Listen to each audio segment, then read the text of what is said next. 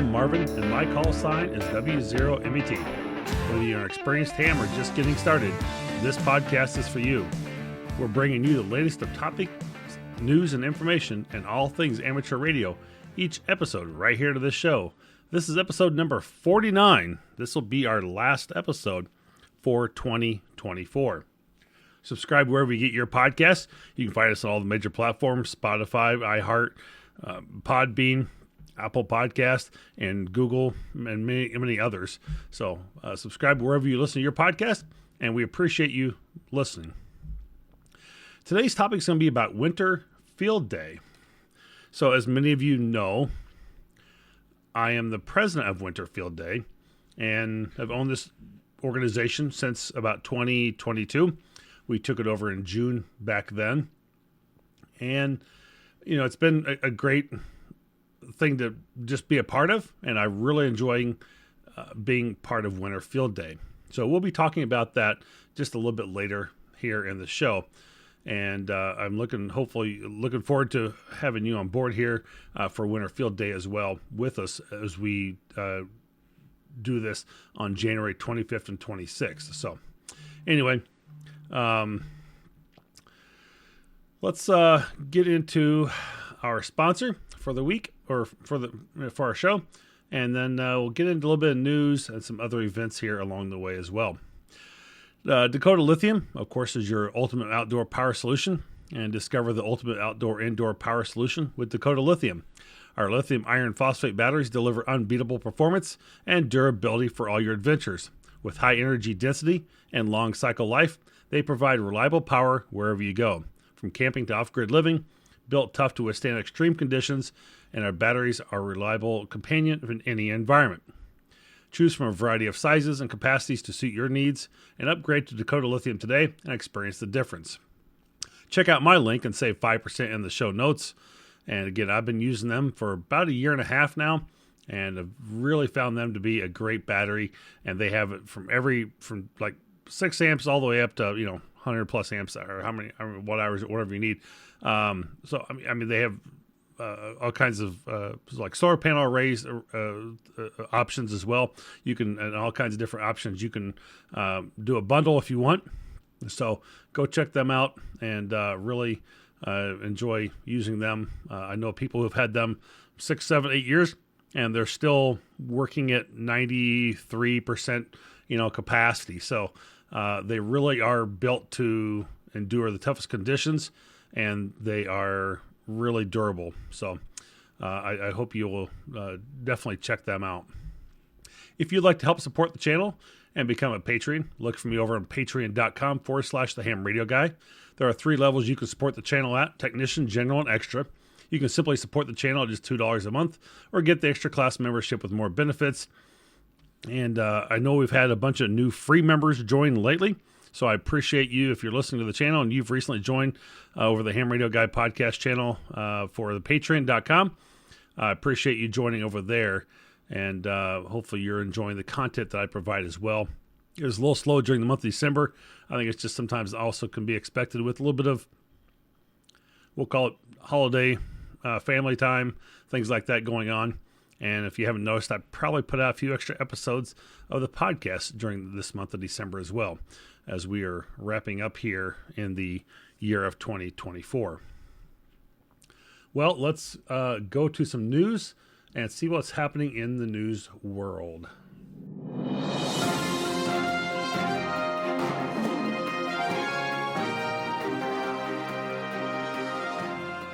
As we start to talk about some news for 2025, we want to talk about some current events that are coming up.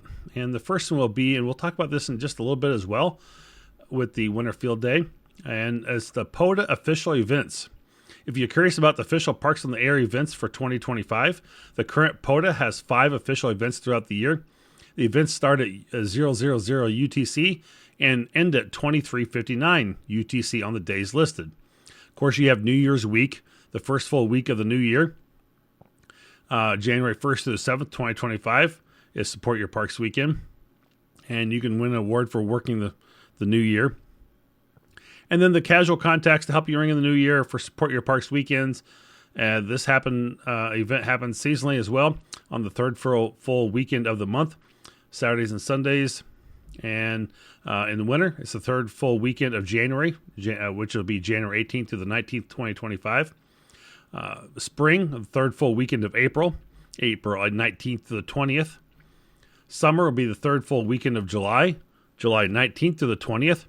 And autumn will be the third full weekend of October 19th to the 20th. So go ahead and put those Support Your Park weekends on your calendar and hope that you'll get out and work in a park somewhere, state park, natural park, or a national park, and that you'll enjoy some Park on the Air events in 2025. I want you to get out and do something, and hopefully you'll accept that challenge of doing that. We're going to go to a little bit of the world of DX as we go into 2025.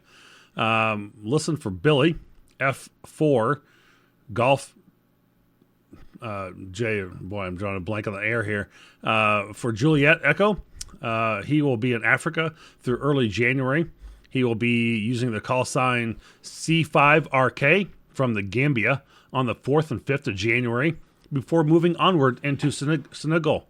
He will be operating from Senegal on the 11th and 12th of January using the call sign 6 Whiskey 1 Romeo Delta. Billy will operate single sideband and FT8 and FT4 on 10 through 80 meters, and all QSLs are via the EA7 FTR.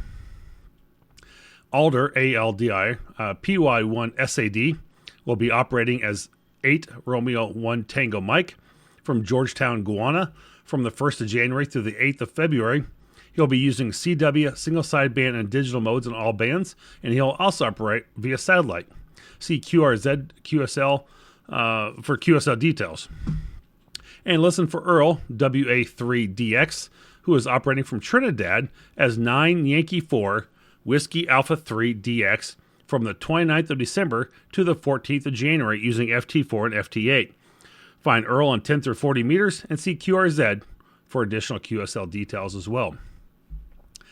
And as we went into our final and third story here, but we went into the fall, we had Hurricane Milton, Hurricane Helene. We talked a little bit about using GMRS. We visited with one of the people in North Carolina there that had used some GMRS radios with his neighborhood commuting. And so this story I found quite interesting as I went searching for some stories this week. And the California Hams work to establish GMRS repeaters for the community. The Mile High Radio Club, maybe not the one you're thinking of, isn't just in favor of growing amateur radio as a public service, but it wants to see radio in general become a public service asset. The club recently agreed to provide its mountain community with a repeater for General Mobile Radio Service, or GMRS, so anyone with a compatible radio can pass along information or ask for help. The repeater is known to be located in Idlewild, in a region often facing wildfires and earthquakes. Expanded GMRS service would prove useful not only during events such as those, but to assist hikers who encounter emergency situations on popular wilderness trails. Like amateur radio operators, GMRS users must be licensed, but there is no qualifying test, and one license can be used by all members of the amateur family, or members of the family. So, if you know amateur radio operator, you can also have a GMRS license as well, such as myself and many others I know. And so I think that's a great thing that they're going to be offering a GMRS repeater up on them. I know where Idlewild is. Had family that lived in the area for a little while. And so that's going to be very cool. That's going to be there. And I've got 2 GMRS radios as well that I haven't had a lot of time to play with it yet. I think there's some local GMRS repeaters here in the Western Mass area. I want to try and get programmed in there. But running 5 watts, I haven't heard a whole lot in there yet. But try to reach it one day. But I must not have the right tone in there.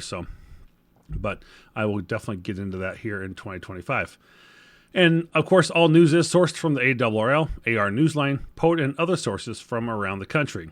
This is Amateur Radio News with a release date of December 30th, 2024. Well, let's get into... We're going to skip anything going forward with the Hamfest dates. And I'm going to skip a commercial in here, And so let's get into our main topic for the week, because I think this one's going to take a little while longer talking about it. Of course, I'm very passionate about it. And that is, again, our topic for the week is going to be, what is Winter Field Day? Now, here's a quick overview. Winter Field Day is kind of like a summer field day, but obviously taking place during the wintertime. And we hold this annually on the last full weekend in January. And this year for 2025, it will be January 25th and 26th. Now, Winter Field Day, a lot may not realize that it is organized by a Winter Field Day Association, has nothing to do with ARRL or any other organization. And so it is a group of hams that run this organization from, I'll call it across the Midwest, and I'm in the East Coast, but most of our people are in the Midwest. And Winter Field Day is open to all amateurs, radio operators worldwide. And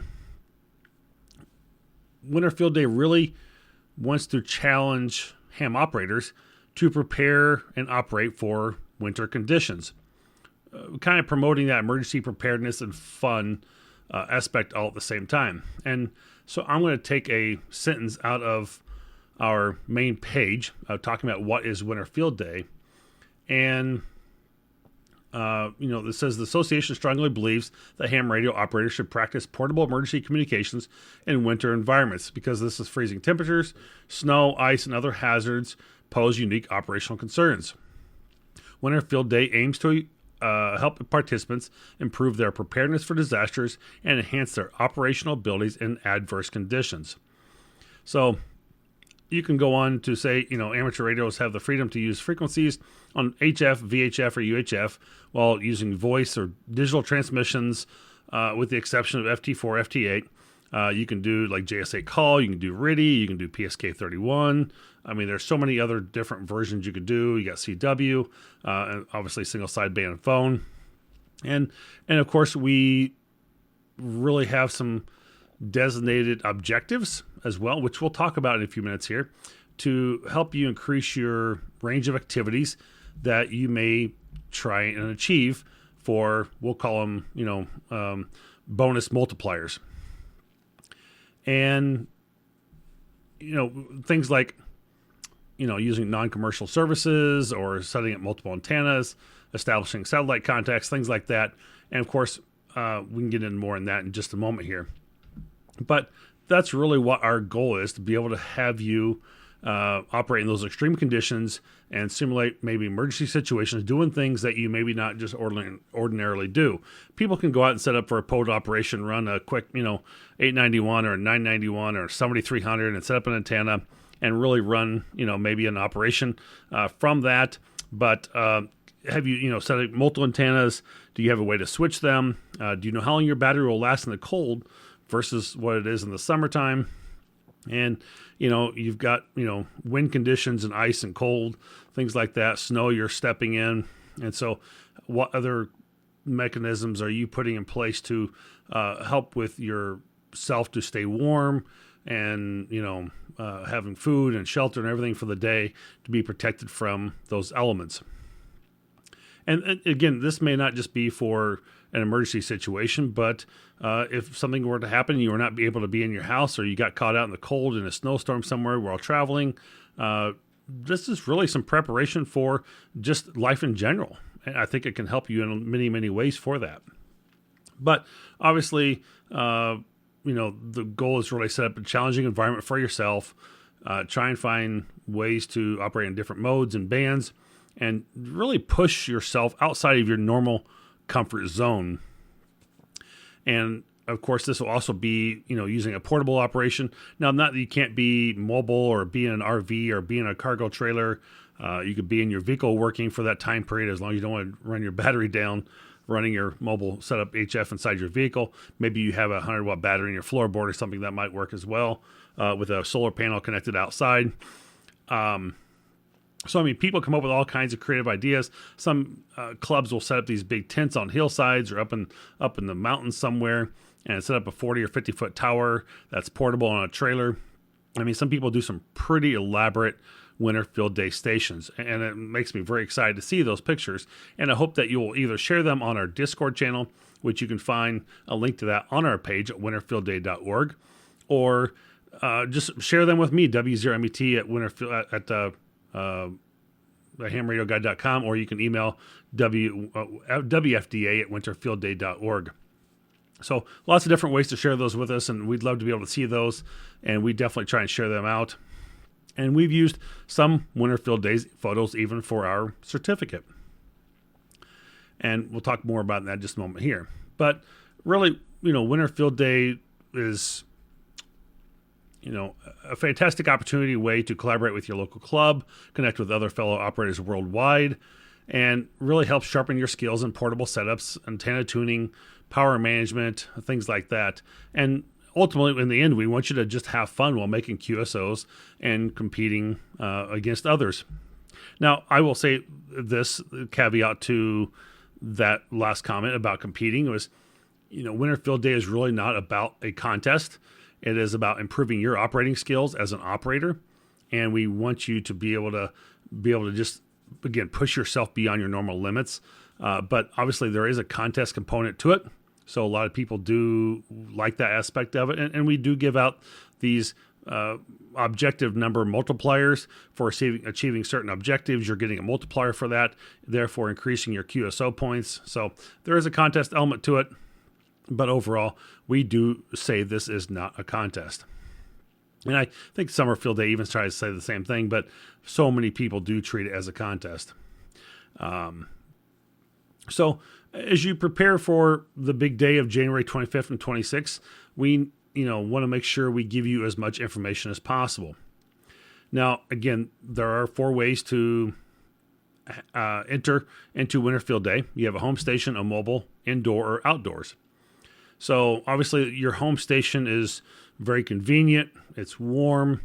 It is our most popular method, but it really does take away from the spirit of Winter Field Day when it's a field exercise. And I can't stress that enough. I get so frustrated to see that 65% of our people are home stations. And it's like, this is a Winter Field Day exercise, not a home exercise. But, a lot of people do participate in mobile. Again, like I mentioned, RV, cargo trailers, any other type of tents, shelters, park shelters. People do things mobile there. And I guess I should say outdoor is more like the tents or park shelters. But, indoors, people use like ELCs, maybe a shed.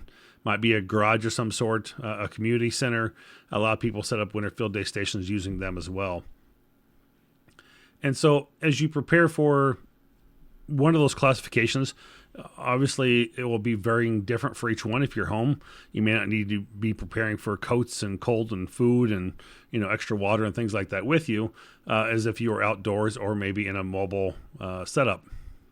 But if you're still operating for Winter Field Day in one of those classifications, you might still want to make sure your radios and your batteries and antennas are obviously suitable for cold weather.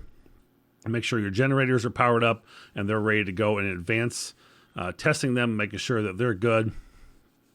And, just checking your connections for batteries, solar panels, your cables, any other generator setups that you might have. If you need to put 2 generators together and powering them at the same time to have so many amps available to you. Is that setup working? Are you getting RF of some sort in there? Just things to think about. Do you have more than one battery? Is a 20 amp hour battery big enough for you? Or do you need to have, 102 amp hour battery? And are you using a deep cycle or a lithium phosphate of some sort? And, what other things you might need, additional radio. Do you have all your microphones and cables and guide wires, things like that? Just everything you can imagine you throw into the kitchen sink for preparing yourself for having everything on site, because you're maybe not able to go back home. You could be, miles and miles away, or hundreds of miles away potentially, depending on where you're doing this. And of course, we always want to ensure safety for Winter Field Day, and we've kind of pushed that a little bit more this last year or two to make sure we kind of have some safety built into this. And maybe it's a little seaway on our part, but thinking about weather conditions and dressing in layers, using heated gloves, keeping gear insulated, protecting your electronics from moisture, freezing temperatures. I think this coming week is a lot of rain here in the Northeast. And so could Winter Field Day have a lot of rain to it? So if you do, how are you going to protect your gear from that element? And, batteries get cold. Can you wrap them on something like a blanket or a thermal blanket of some sort? Can you put maybe some of those hand warmers around the outside of it to help keep it warm? I don't know. I'm just throwing things out there to maybe find ways to keep that battery lasting a little longer, because I think we all know batteries don't last as long in the cold weather as they do in warm weather. And obviously keeping a full charged battery will last longer than an empty one. So maybe you're using your solar panel or keeping it powered, but is your solar panel enough power to keep you running while you're pulling out 100 watts at a time? So how much have you calculated those numbers to see exactly where you need to be? Logging in bands. One of the things to think about, if you're using a software like N3FJP, please go out and make sure you update to the latest software. We have so many times seen 10, 15 different versions of N3FJP software. And if you got version 2.6.4 back when, and let's say he's up to version 6.8 now, it's a free upgrade. I mean, you can upgrade to those latest versions with your license. And I please encourage you to do so. They will have things that were upgraded or changed maybe by us with Scott with N3FJP. And so we want you to make sure you have the latest information and pushing out the latest Cabrilla format or ADIF when you're done for submitting your logs. And of course, you got things like hammers. You'll have many of the N1MMs being used. And again, just go out and update to the latest version of that software. I would say maybe early that week. Usually by Monday or Tuesday, they're pushing out maybe the last minute version before Winter Field Day. And all of these developers who build these programs like Hammers or N3FJP, N1MM, know that it's Winter Field Day coming around the corner. They know when these contests are. They are making sure they got the latest information out there when it comes to that. So I'm asking that you go out and update to the latest software possible at that point. So, that's my main ticket on that. Now, I got some exciting news about Winter Field Day 2025. We're not only gearing up for the traditional Winter Challenge, but this year we have partnered with World Radio League to create an exciting online competition for operators everywhere. So you can go out to worldradioleague.com and look at their contest calendar, and you can enroll. And the last I looked is World Radio League for contacts. If I can get into the main community contest. Oh, there we go. Contest. So they've got, I know I'm enrolled in it, but I want to see how many people are enrolled in it. It doesn't give me the current number that I can see, but there is a lot of people signed up for the Winter Field Day contest already over at World Radio League. And we're not 100% sure on this yet. World Radio League is trying to work on this, but we're trying to make this happen. But if you could take like N1MM or N3FJP, and it's possible you can set up a server to log right into that setup. So we hope that you will take advantage of that. It looks like there's about 50 people going to be contesting through Winter Field Day just for the Winter Field Day aspect of it. They'll be using the World Radio League logger for Winter Field Day. So that's pretty cool. So, I wanted to point out that you may log all your stuff on there, But when you're all said and done, we want to make sure that your ADIF file from there gets moved over to the Winter Field Day site for log submission. And I know many of you are already going, we still haven't seen results from 2024. And I'm not even going to go into that in this segment, talking about that. It is an irritating point, and I apologize for every bit of that. Well, we've had a lot of issues around some of that. And I think I may have mentioned this a time or two before. I'll just say this, that we try to bring ADF files in to accommodate more people. And that created a lot of chaos for us in trying to find ways to get ADF converted over to Cabrillo and for us to see that.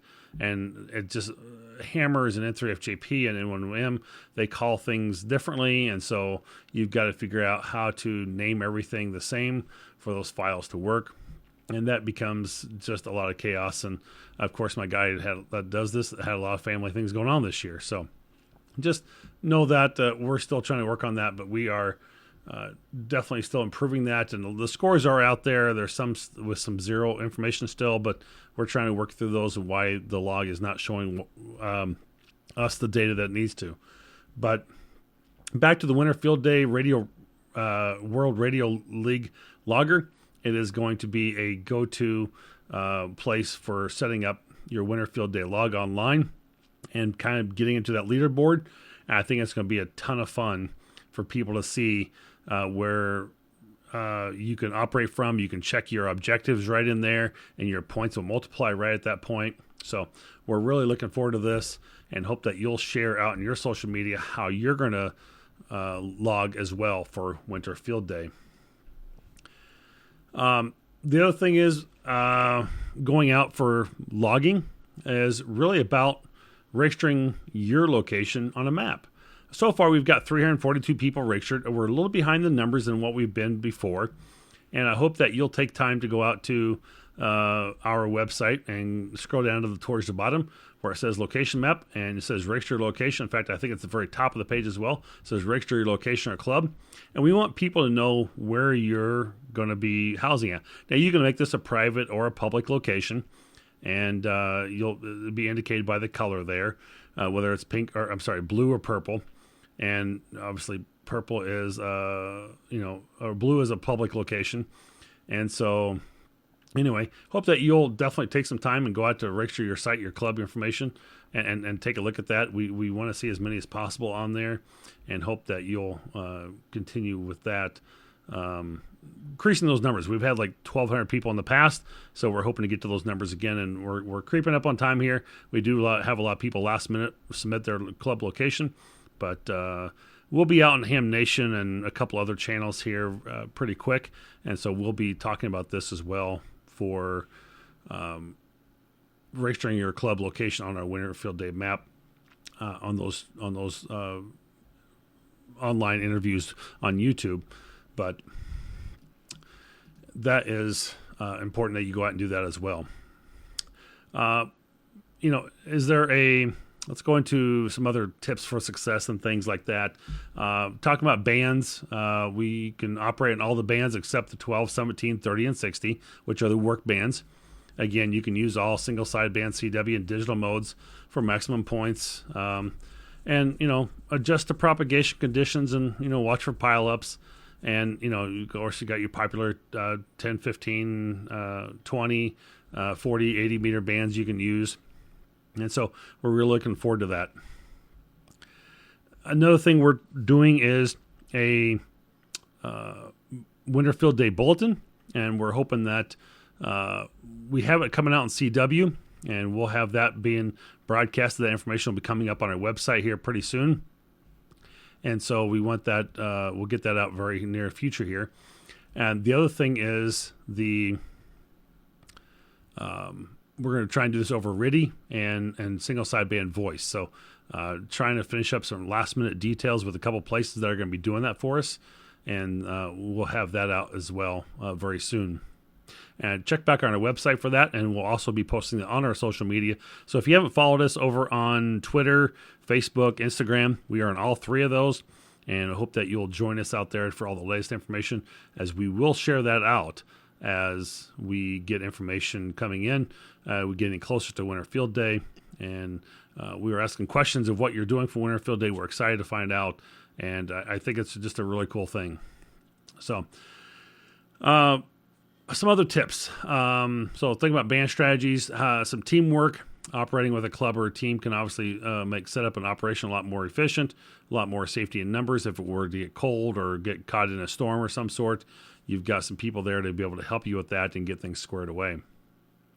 Now, practice makes perfect. There are two events. Why I say it this way is there are two events coming up. Obviously, there is the ARRL VHF contest in April, in January here, and then I think that's the 10th and 11th. The following weekend is the 18th and 19th. Will be the Support Your Parks weekend, and so you got two events prior to Winter Field Day to be able to test your gear before the event to make sure antennas are tuned, your rig is ready to go for winter, and that you are winter ready when Winter Field Day rolls around. And it might be a good time to think things about your food, your shelter, your clothing, maybe operating outside for one of those events to see. Obviously, Parks in the Air would be an outside event, but think about your food, your beverage, things like that. What are you going to do to stay warm and staying safe? And obviously, we want to make sure people prioritize safety over points and think, I just be here a little bit longer. I'll be here a little bit longer. I'll get a few more contacts, and a storm moves in, and they're not able to get out. And we would not really want anything bad to happen to anybody out there in a situation because of adverse weather conditions. So I hope that you'll also have an emergency plan of some sort. Again, having more than one person there is definitely always safety in numbers. And so, as I mentioned a minute ago, check that weather forecast, plan accordingly, and avoid those extreme conditions that could compromise your safety. And I think always just having a first aid kit available as well. You might cut yourself on something and trip over something and have an issue. And so it's always good to have those emergency safety kits in place in case. My next thing would be, talking about, why participate. Maybe sure this has been up above, but, I kind of wanted to get you excited about Winter Field Day here as much as I am. It's literally my favorite event of the year, maybe besides Summer Field Day. And I'm most excited about this always. Whether it's Summer Field Day or Winter Field Day, I don't care. Those are my days to go out and operate. My wife knows, so those are like deer hunting to people in Wisconsin. Those are sacred days. So those are days that we don't plan vacation around them, or I guess you do plan vacation around them. We're not taking vacation during that time. That is not going to happen. We're not going to have a wedding that time. I'm not going to a wedding. I'm not going to go to a graduation or anything like that. Those are field days, and those are reserved. Obviously, we know when they are every year, and they are reserved well in advance. So why do you want to participate in Winter Field Day, or even Summer Field Day? But in this case, winter. It's like, hey, I've had issues in the past. My club's not doing it. You may have, it's like, I don't really have all the right equipment.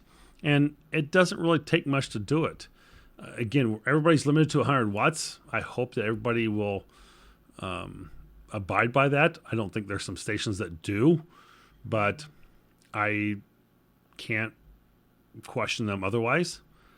And I guess I could, but it's like, some stations out there are pushing more than 100 watts, especially those home stations. I think you may know who you are if you're listening, because it's just like that signal is so good. But it could be propagation. It could just be they're lucky. Maybe they've got a 120-foot tower with a big beam, and 100 watts is all they need. So, maybe that's it. But I never know.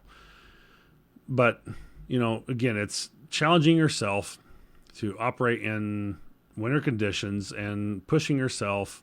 And it's like, well, you guys don't provide scores last year. And it's like, I just don't feel need for it. I had all kinds of issues in the past. And it is absolutely just a blast of a time. And it's great for fun. It's a good practical test of your ability to test yourself and your setup. And, obviously, the number one thing is always the community and camaraderie. I have a blast when I'm with other people doing winter and summer field day. And it's a great way to connect with others and really share the experience. And you have somebody logging for you while you're just doing pileups right and left. It makes it so much easier. You can't go wrong with it. So I hope that you will want to participate in this and really be a part of it. If you go out to our page, there is a lot of information on our winterfieldday.org/resources page, and you can find resources tab at the top. And here you can find logging programs that I've mentioned here in this podcast.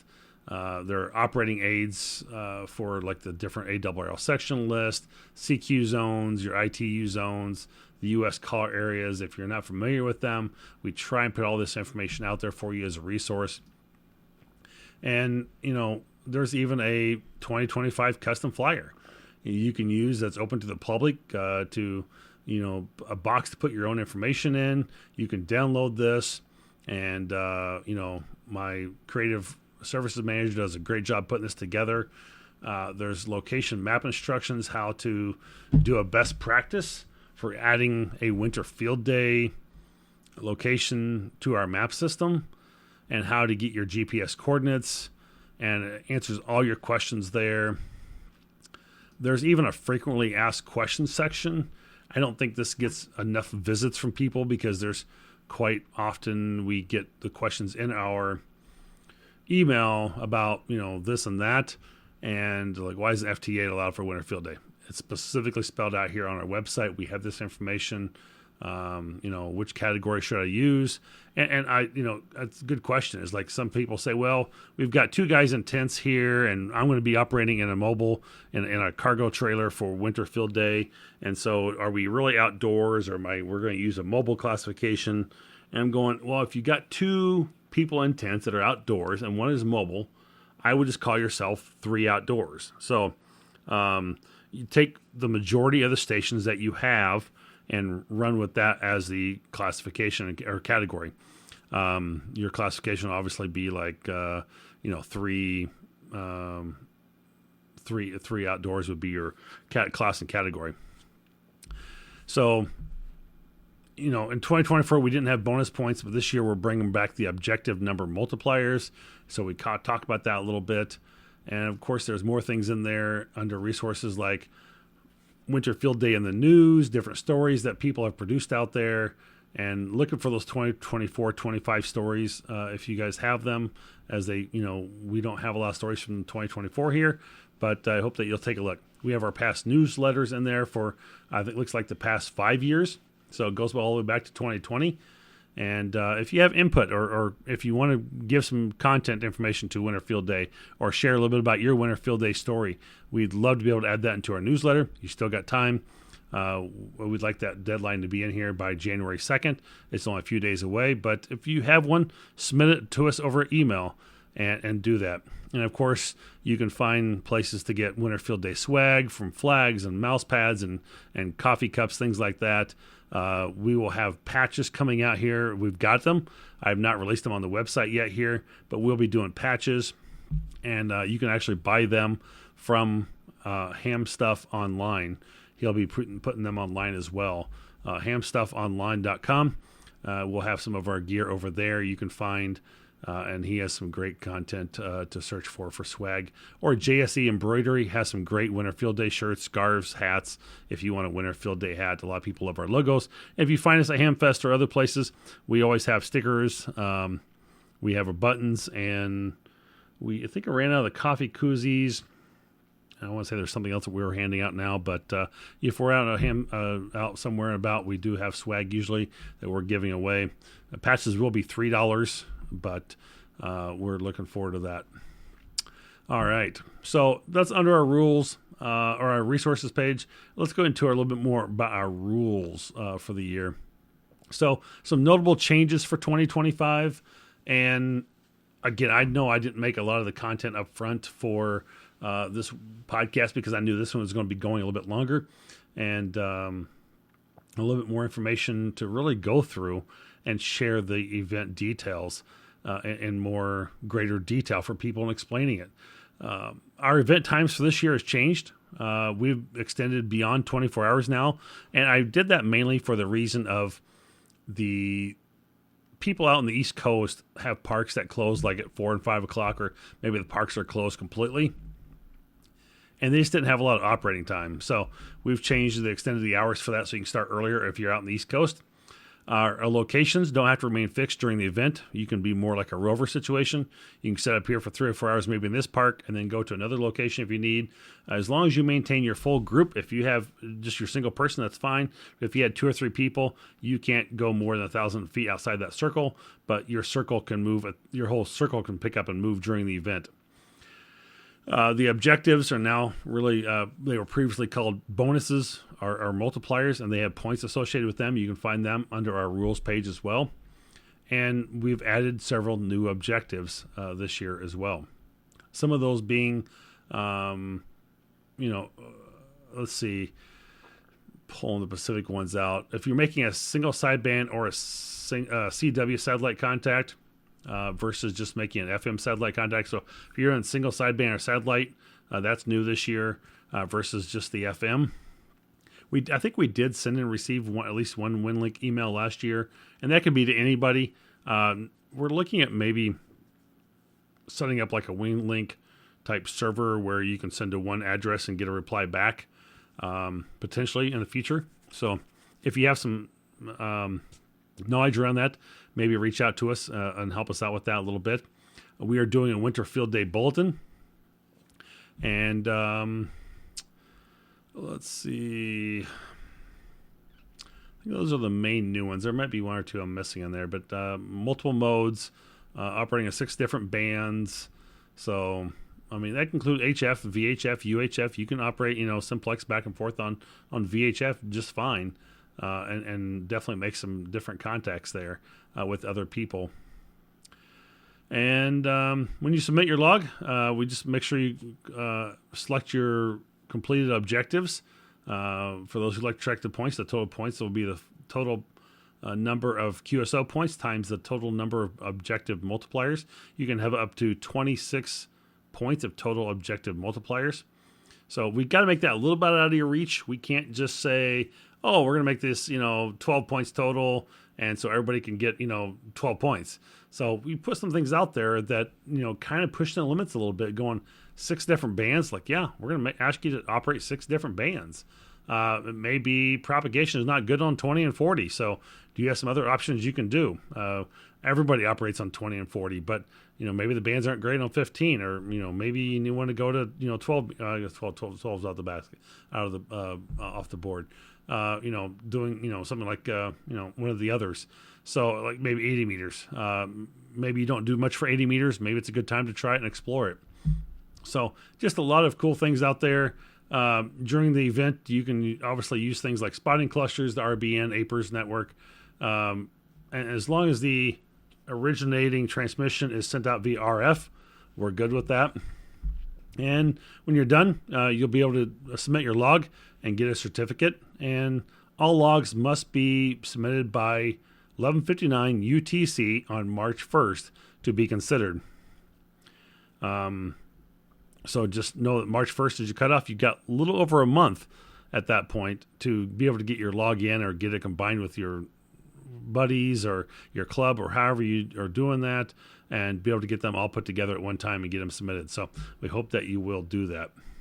Once you submit a log, you'll receive a confirmation email containing a linked download certificate. If you participate as a club, only the call signs used during the event and submitted on the form will appear on the certificate. So if you're operating as yourself and somehow you're using a club call, whatever, something goofy, I don't know, only the call sign used during the event will be on there. Or maybe you just want to see your call sign on there as part of the certificate of operators listed. We're not able to do that yet, so just be aware of that. Cabrillo format, we prefer that. It is easier for us to be able to dissect the information. We do take ADIF, and we're looking to see if we can get an ADIF converter added to the website for this year as part of the site, but we'll know more about that here in the next few days as well. So anyway, you can see results on there, history, a little bit about Winter Field Day, how it came about, original board members, the current board members.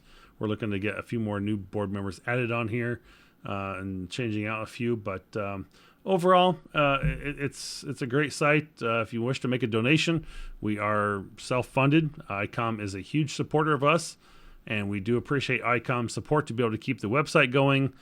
We have to be able to pay for storage and things like that, the website data, GoDaddy and other HostGators and whatever needs their money to be able to support a website. And we obviously buy some swag, things like that, to be able to give away to people at different Hamfest. But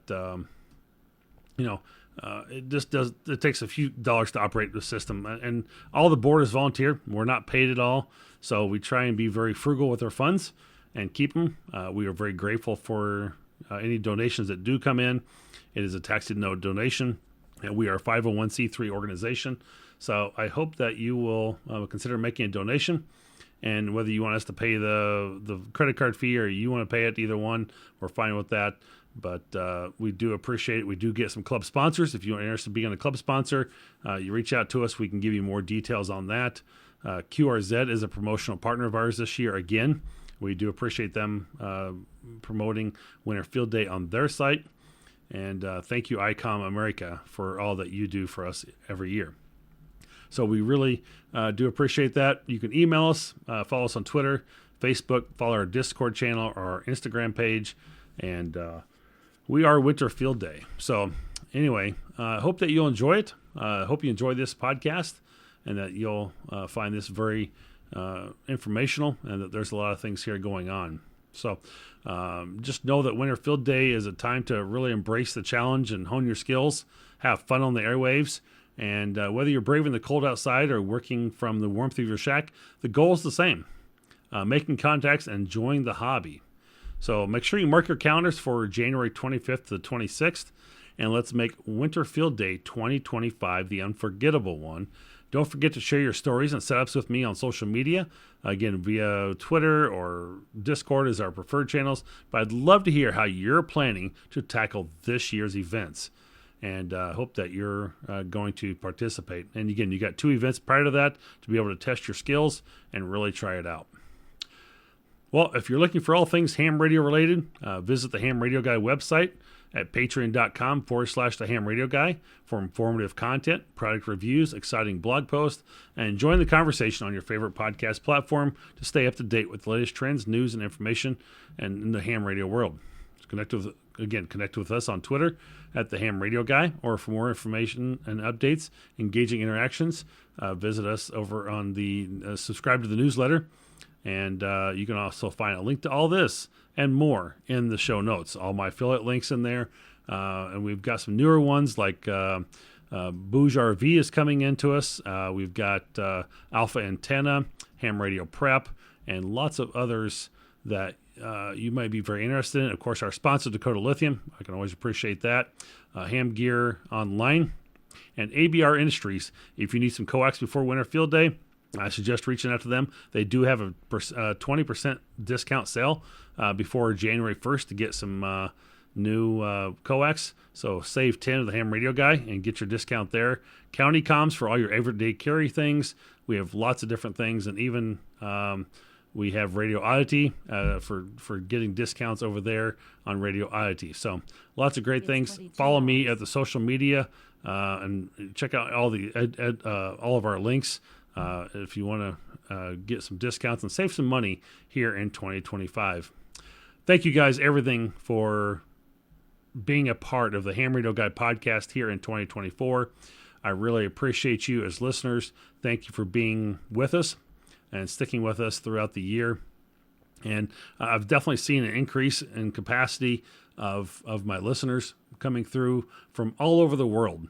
And I am very grateful and humbled by your listening and downloads. We've surpassed over 10,500 downloads now, and I am very grateful for that. I think we're just one subscriber from 100 over at our YouTube channel. So if you haven't subscribed to my YouTube channel, I'd love to be able to see an increase to that and maybe even get to 100 before end of the year here.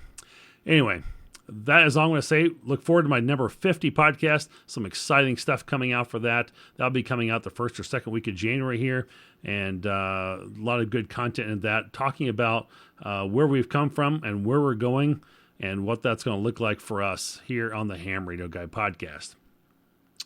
Hope you enjoyed this week's episode and that it taught you something new to enhance your ham radio operations. If you have any questions or comments, feel free to reach out to me on Twitter, through your podcast platform. Email me at w0met@thehamradioguy.com. And as always, this is your ham radio buddy in the chair and on the air, the Ham Radio Guy. I say 73.